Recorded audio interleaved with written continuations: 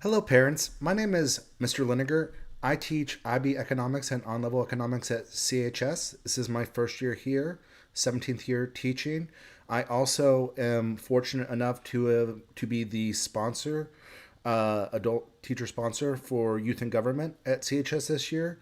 I just wanted to first thank you for entrusting your child into this program, for supporting them as we went to district, and for helping ensure that they're able to go to state and both financially and just the time and support that you have offered. It really does mean a lot to me, and I know it means a lot to them.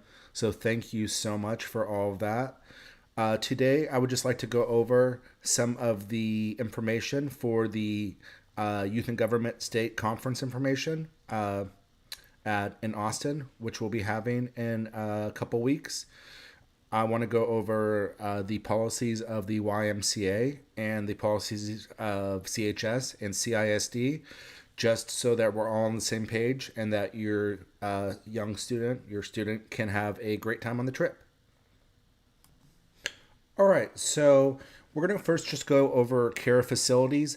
The first bit of information is all from the YMCA's website, but I just want to go over this. So just so you know that any harm to damage to the hotel or any of the facilities, the delegation or the individual person, the student, will be held liable for that. This includes the Texas Capitol, the Texas Supreme Court, the hotel will be staying at. Just please make sure that your scholar continues the tradition by being especially careful not to misuse the facilities and equipment, and just obviously be clean up after yourself, all of that stuff. Next thing, limitations on use of facilities. When we're in the House or Senate courtroom, do not use the desk telephone or disturb the papers on the desks. Do not use the judge's gavels. We will have gavels specifically from YMCA for Youth and Government. Just please, again, be respectful of the material. All areas of the conference facility are monitored by security cameras, and security will observe and listen in. Be aware of your conduct. Just make sure your student is aware of their conduct and how they represent themselves, the YMCA, CHS, and just, be professional. A little bit more information about the hotel. The hotel will be on 3001 Kalahari Road, Boulevard, in Round Rock. This is the phone number if you want to get directly to the hotel. The standard room is a double queen room, a double queen bed. There'll be an additional fold-out sofa in every double room, queen room. We've already submitted the room assignments. For the room assignments, the students were either put in a 3-to-1 or 4-to-1 room. Most of the students here chose the 4-to-1 room. Just so you know a little bit about the rooms, some of the amenities in the rooms will be a coffee maker, a mini fridge, a microwave, TV, hotel TV and safe. It is a cashless hotel. The students will be able to pay to get a card in which they could buy food, though. There's free Wi-Fi. We do have an AMT team on site. There are snacks available in your room for purchase, but you must pay directly to the YMCA for any snacks. Fees not paid directly will be paid to the campus. So please, please, please, if your student does want to get a snack from the hotel, they do need to pay in advance. That is not something that CHS or this club will be purchasing. There is a water park on at the hotel. The conference participants will be allowed to access the water park during specific times over the course of the conference. There will be supervision. People there will be certified, trained from Red Cross and all that stuff, and swimmers. There's lifeguards going to be there. And again, there will be EMTs and all that stuff on there. For the hotel procedures, the ratio for chaperones to students is 10-to-1. We were super fortunate enough to have 2 teachers and 3 parent volunteers, and we're just so thankful for every single person that volunteered for this. All must be registered. No, the rooms will be 3 or 4, and there is no co-ed. So there is not co-ed allowed. It will be all boy rooms or all girl rooms. It is a requirement for all participants to stay on site for the duration of the conference. Even if you have family members, you must stay in the hotel. Uh, it's the same kind of thing with the driving. Even if you are over 18 and you can drive, you must take the same transportation we all take. We are all taking the YMCA bus, which will arrive at CHS, and we're all getting home from the YMCA bus. That is a necessity. If we find that somebody does not take the bus and tries to come, uh, we will contact the YMCA, contact the administration at CHS, and from my understanding, they will be sent home. Let's see.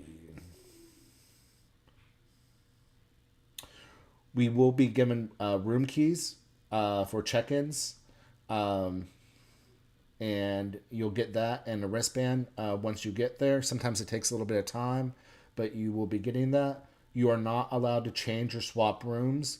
The rooms are final. That is one of the things that they're going to talk about in code of conduct, and will lead to automatically being sent home.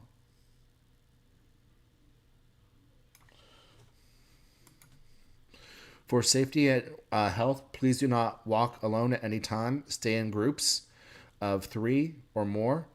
Always lock your hotel room when you leave and when you retire. Do not leave valuables unsecured in your hotel room. And as stated in the code of conduct above, adults should never be alone with students. That is very good advice.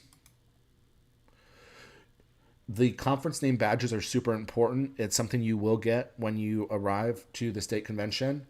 The state conference office will issue identification badges, name tags, to each delegate and advisor. These are your tickets for admission to all sessions, buildings, and hotels. You are to wear these at all times, above the waist and outside of the jacket. The state office makes name badges based on the registration list verified by club advisors. If your name badge is missing, lost, or has a significant typo, you're going to come to the conference office to sign up for a new one.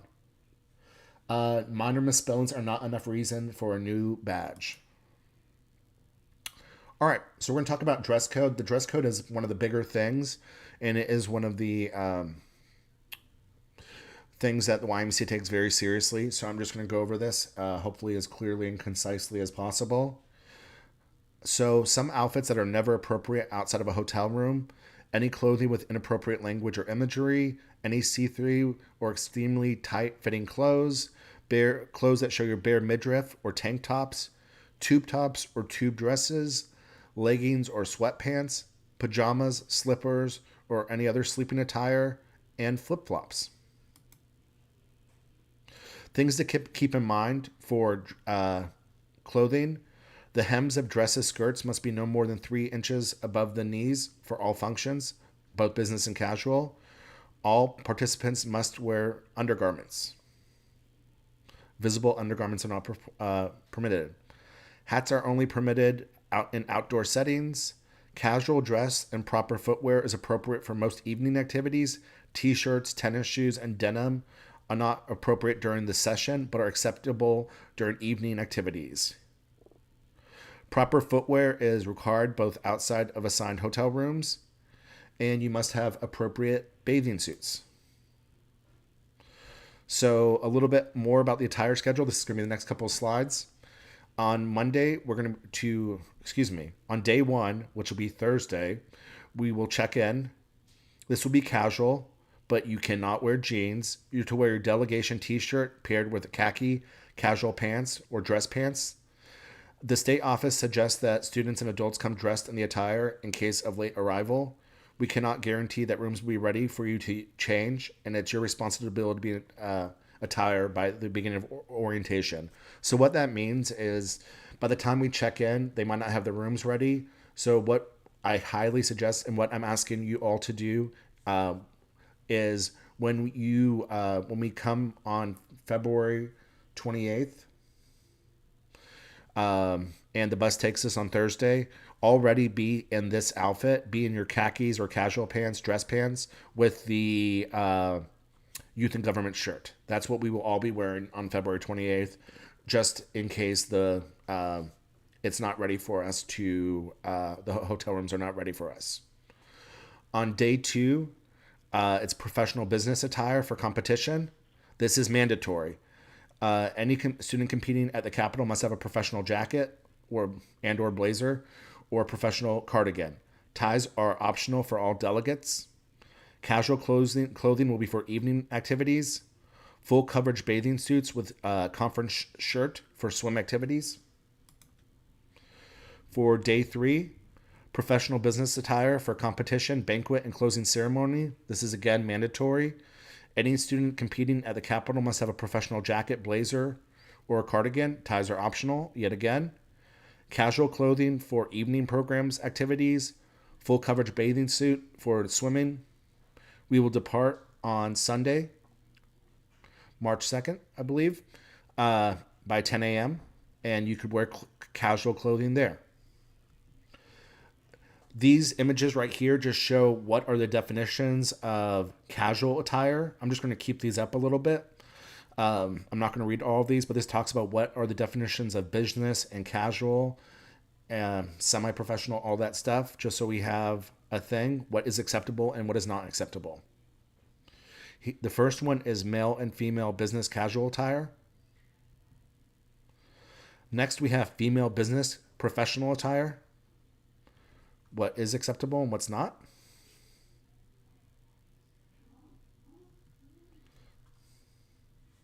Next, we have female dressy attire.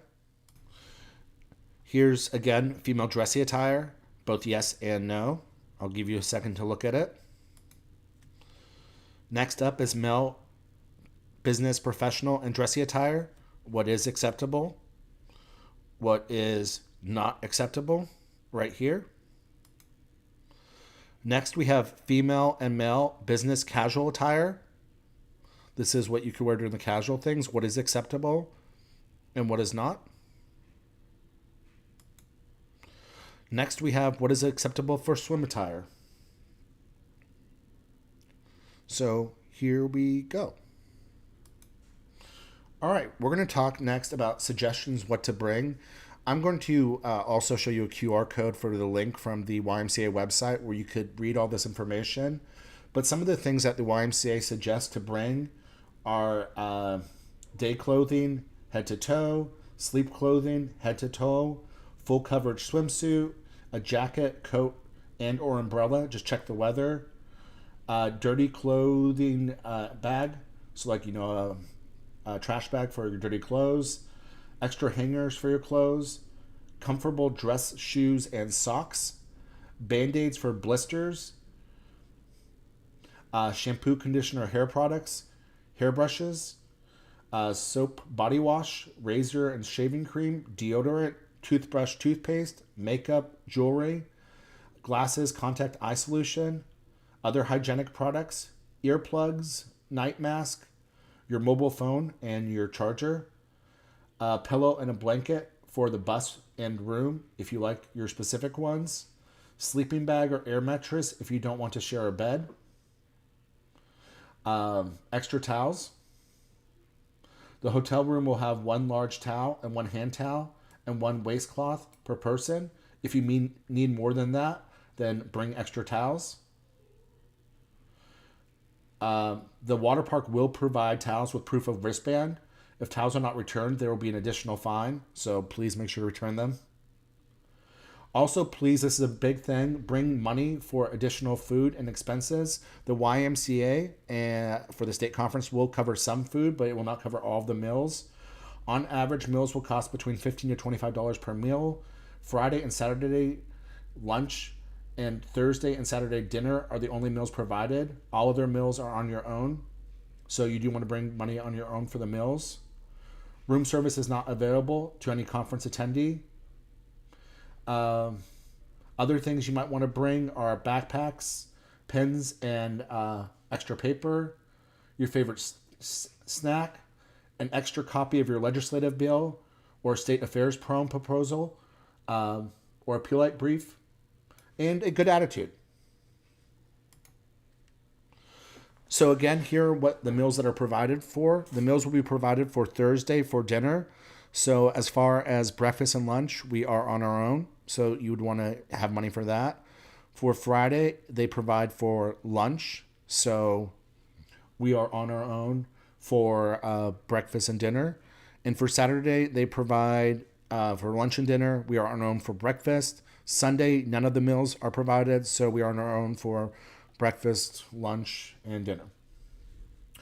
Just a note, the vendors are unable to provide certified kosher or halal meals, nor can they guarantee 100% peanut-free or nut-free environment in the kitchens. So just please be aware of that. Texas YG does provide a vegan and vegetarian option, as well as all meals are tree nut-free and peanut-free.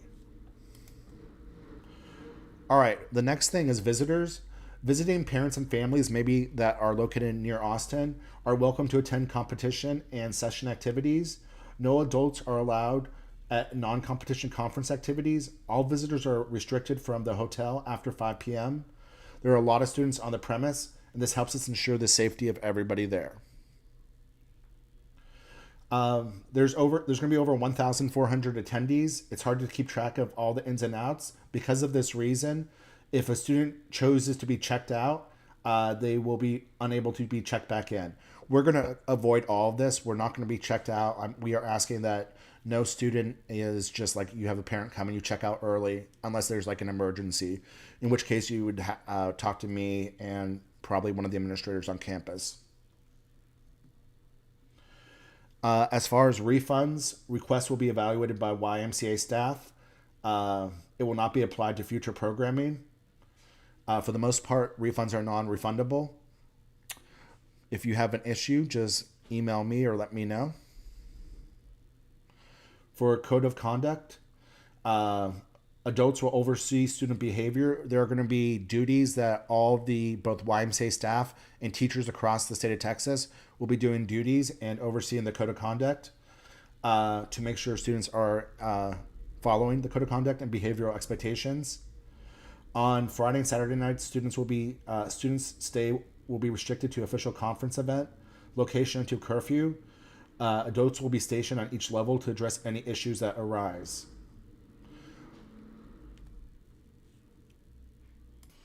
We are going to actually look at the Code of Behavioral Conduct from the YMCA website, and it talks about the expectation for the students and what the violations will be. So starting at number 2, if students leave without permission from the venue, they try to go off out of the hotel or they try to go out of one of the buildings we're in, you immediately will have your parents called. The parents will be called and you will be sent home. That's just the policy. Again, if there's any issues of, like destruction of goods, defacing products, you will be sent home. You also could be fined. Police could be summoned. For the next one, it talks about eating or drinking in the Senate and House chambers, which you're not supposed to do. And here it will be up to the club advisor's discretion. And there could be possible fines. Next one is using drugs, vapes, cigarettes, bringing a weapon, any of those things. Automatically, parents will be called, you'll be sent home, and the police will be summoned. Next one is if delegates and chaperones may not enter hotel rooms other than their own. And here, what the chaperones will do is they will do nightly room checks, just knocking on the rooms and making sure all the people are in there and making sure everybody's in their room during curfew. Students may not ride a taxi or personal vehicle to or from. You will get sent home. Curfew. In this place will be report to the club advisor staff for discretion. You might lose your participation rights as well. Just in regards for all of this as we're going forward, for all of these things, if there is an issue, which I'm sure there will not be, not only will we follow the YMCA's code of conduct, but I will also reach out to the students' AP and my directors at Capel. So there will be some awareness and consequence also with Capel High School. We always perform great here from what I've been told and from what I've seen this year. But it's very, very important that we act in a manner that behooves the school and makes us look good, because we are. Let's see. Here are just some more of this stuff. You could read these as you're going on. Some of these are bigger things. Some of them are smaller things. But you can see for a lot of these things right here, they are pretty, there's not like a warning. You just get sent home for these things. So please, please, please, again, I'm asking you, just make sure you're on your best behavior and we can avoid any of these issues. In regards to the CHS, from the CHS position, the YMCA buses will arrive on campus on Thursday, February 27th. I think I said February 28th earlier. It is the 27th. We have not gotten the bus schedule yet about when the buses will arrive. Just a reminder, we are asking and requiring that all students wear the outfit from day one, the YMCA shirt and the appropriate pants onto the bus on Thursday morning. From previous years, we will take the bus in the morning on Thursday from from Capel High School.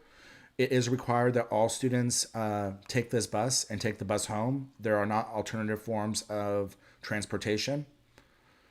If we find that somebody has tried to take an alternative form of transportation, what will happen was we will contact the YMCA, AP will be contacted, and you'll be sent home. The YMCA will drop off students and chaperones back on CHS on March 2nd. Same thing. All right. A couple things right here just to ensure everybody is safe during the state conference. Every time we go onto a bus and we leave a bus, you will be checked in and out using a roster of some sort.